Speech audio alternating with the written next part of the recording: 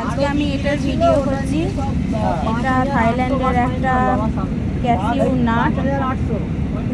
এটা এই নাটটা আমরা কাটি না, এরকমই কাটা ছিল, আর জাস্ট হাত দিয়েছি, এটা দেখছি আরেকটুখানি কেটে গেল। সেই কাটাটার জন্য আজকে আমাদের 120 ভাট আমাদের কাছ থেকে নিয়ে নিল।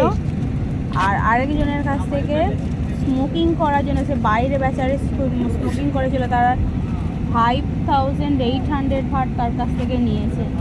তো এরা খুবই এখানে 2 নম্বরই করে। তুমি একটা জল নিয়ে নাও না।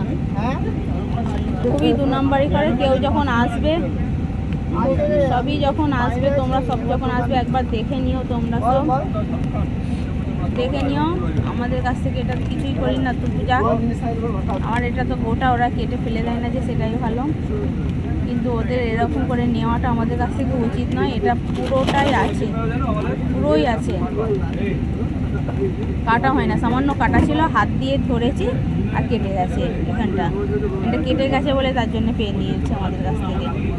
কি চোর চোর, পুরো চোর জায়গা। ইন্ডিয়ান লোকেদেরকে সবাই চোর বলে, এরা তো আরও বেশি চোর।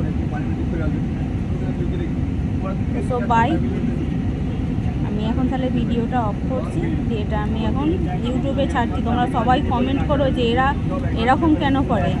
এরা যদি কিছু ইউজ করতে দেয়, রুমে দেয় কেন? এরা না যদি স্মোকিং করতে দেয়, তাহলে গেটে লিখে দিতে পারে, বাইরে লিখে দিতে পারে, প্রতিটা রুমে লিখে দিতে পারে, রুমের বাইরে লিখে দিতে পারে। কোথাও তো লেখা নেই, তাহলে এইরকম কেন করছে এরা? এরা কি আমাদের কাছ থেকে এসব টাকা ব্যবসা করার আমাদের কাছ থেকে ধান্দা নাকি 2 নম্বরই?